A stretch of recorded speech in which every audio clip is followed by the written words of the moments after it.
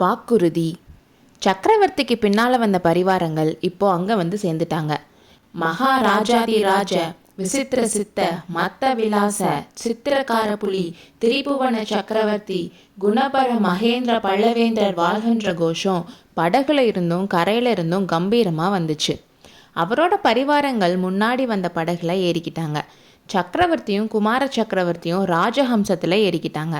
3 படகும் துறைமுகத்துக்கு போச்சு. மகேந்திரவர்மர் நரசிம்மரை பார்த்து, நரசிம்மா, உன்கிட்ட வாக்குறுதி கேட்டது உனக்கு வியப்பாக இருக்கும்.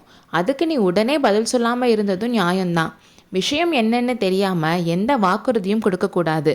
ஒரு ராஜ்யத்தை ஆட்சி பண்ணுற பொறுப்பு இருக்கிறவங்க இதில் ஜாக்கிரதையாக இருக்கணும். நான் அதுக்காக தயங்கல அப்பா. நீங்கள் என்கிட்ட வாக்குறுதி கேட்கணுமா? கட்டளையிடுவது தானே சரி. உங்களோட விருப்பத்துக்கு எதிராக எப்போவாச்சும் நான் நடந்திருக்கேனா? மாமல்லா, நான் என்ன கட்டளையிட்டாலும் நீ செய்வேன்னு எனக்கு தெரியும். ஆனால் நான் சொல்ல போகிற விஷயம் ரொம்ப முக்கியமானது. இன்னும் 2 நாளில் நான் போருக்கு கிளம்புறேன். எப்போ திரும்பி வருவேன்னு தெரியாது. அப்பா, என்ன சொல்கிறீங்க? போருக்கு நீங்கள் கிளம்புறீங்களா? என்ன விட்டுட்டான்னு கோபமாக கேட்டார் மாமல்லர். நான் சொல்ல நினைக்கிறதெல்லாம் சொல்லிடுறேன் நரசிம்மா. அதுக்கப்புறம் நீ கேட்க நினைக்கிறத கேளு. இந்த பல்லவ சாம்ராஜ்யத்தில் போர் நடந்தே ரொம்ப வருஷம் ஆயிடுச்சு. என் அப்பா ஆட்சி பண்ண காலத்தில் இருந்து இப்போ வரைக்கும் போர் நடக்கவே இல்லை. இப்போ தான் முதலாக போர் வந்திருக்கு. இந்த யுத்தத்தை ஏன் இஷ்டப்படி நடத்த மந்திரிங்க கிட்ட அனுமதி கேட்க போகிறேன். வெற்றியோ தோல்வியோ என்னோட போகட்டும். இதில் உனக்கும் எந்த பங்கும் வேண்டாம். அப்பா, தோல்வின்ற வார்த்தையை ஏன் சொல்கிறீங்க? யுத்தத்தில் நமக்கு வெற்றி இல்லைன்னா வீர மரணம் தானே. அதில் ஏன் பங்கு எப்படி இல்லாமல் இருக்கும்? வெற்றி இல்லைன்னா வீர மரணம் தான் நம்மளோட குலதர்மம். ஆனால் அந்த வீர மரணத்தை நாம் 2 பேரும் ஒன்றா தேடிக்கணும்னு அவசியம் இல்லை. ஒருத்தர் செஞ்ச தப்பை திருத்துறதுக்கு இன்னொருத்தர் உயிர் வாழணும்ல. ஒருத்தருக்காக பழி வாங்கிறதுக்கு இன்னொருத்தர் இருக்கணும்லன்னு சொன்னார். அப்பா, போர் முனையிலிருந்து ஏதோ கெட்ட செய்தி வந்திருக்கு. அதனால தான் நீங்கள் இப்படிலாம் பேசுகிறீங்க. ஆமாம் நரசிம்மா, கெட்ட செய்தி தான் வந்திருக்கு. கங்கபாடி படை புலிகேசி கிட்ட பணிஞ்சு போயிட்டாங்க. வாதாபியோட படை வடபெண்ணையை நோக்கி வந்துட்டே இருக்காங்க. இவ்வளவு தானே அப்பா? தொடை நடுங்கி துர்விநீதன் கிட்ட நம்ம அதை எதிர்பார்த்தது தான். அதனால் என்ன, வடபெண்ணை கரையில் நம்மளோட படைகள் நிற்கிறாங்கல்ல. அது மட்டும் இல்லாமல் வேங்கியிலிருந்து மாமாவும் பெரிய படையோடு வராருல்ல. நரசிம்மா, வேங்கியோட படையால் நமக்கு உதவ முடியாது. புலிகேசியோட சகோதரன் விஷ்ணுவர்தனன் ஒரு பெரிய படையோட வேங்கியை நோக்கி போயிட்டுருக்கானாம். வாதாபியோட படை அவ்வளவு பெருசா?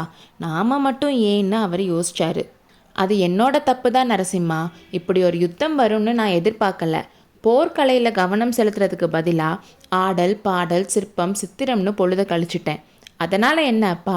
ஆயனர் சொன்னாரே, எவ்வளோ சக்கரவர்த்தி வந்தாலும் அவங்க பேரெல்லாம் உலகம் மறந்துடும். ஆனால் உங்களோட பேரை எப்போவுமே உலகம் மறக்காதுன்னு.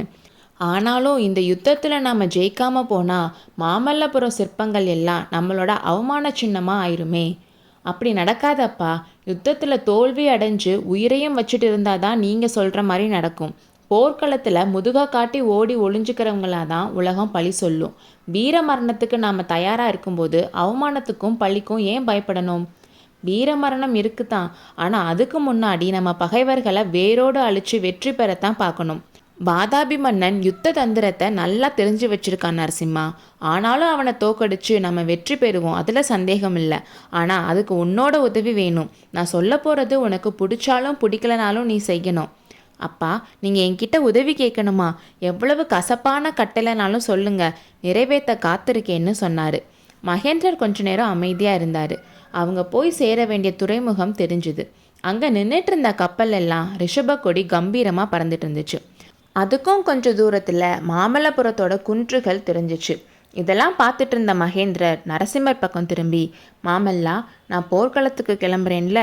போர்க்களத்தில் இருந்து திரும்பி வந்து மாமல்லபுரத்தில் நான் ஆரம்பித்த சிற்ப வேலை முடிகிறத பார்ப்பேன்னு எனக்கு நம்பிக்கை இருக்குது. ஒருவேளை நான் வரலைன்னா நீ தான் இதை முடிக்கணும். அது மட்டும் இல்லை, நீ தான் நான் வரலைன்னா எனக்காக பழிக்கு பழி வாங்கணும். புலிகேசியோட படையெடுப்புனால பல்லவ சாம்ராஜ்யத்துக்கு ஏற்பட்ட அவமானத்தையும் பழியையும் துடைக்கணும்னு சொன்னார். அது என்னோட கடமை அப்பா. இதுக்கு வாக்குறுதி வேணுமா? மாமல்லா, அந்த மாதிரி நீ பள்ளிக்கு பள்ளி வாங்குறதுக்கு உன்னோட உயிரை நீ பத்திரமா காப்பாற்றிக்கணும். 500 வருஷமாக வாழையடி வாழையாக வந்த இந்த பல்லவ குலம் இப்போ உன்னை நம்பி தான் இருக்குது. உன்கிட்ட கேட்க போகிற வாக்குறுதி இதுதான். நான் திரும்பி வர வரைக்கும், இல்லை நான் திரும்பி வரமாட்டேன்னு உறுதியாக தெரிகிற வரைக்கும் நீ காஞ்சி கோட்டையில் தான் இருக்கணும். எந்த காரணமாக இருந்தாலும் கோட்டையை விட்டு வெளியே வரக்கூடாது. வரமாட்டேன்னு எனக்கு சத்தியம் பண்ணி கொடுன்னு மகேந்திரர் கையை நீட்டினார். நரசிம்மரும் சரியப்பா, நீங்கள் திரும்பி வர வரைக்கும் நான் காஞ்சி கோட்டையிலே தான் இருப்பேன்னு சத்தியம் பண்ணார். அப்போது அலைகளோட சத்தம் பேரிரைச்சலாக கேட்டுச்சு. மாமல்லரின் உள்ளத்திலும் ஆலையின் அலைகளைப் போல் எத்தனையோ எண்ணங்கள் தோன்றி மறைந்தன. அடுத்த அத்தியாயத்தில் சந்திப்போம்.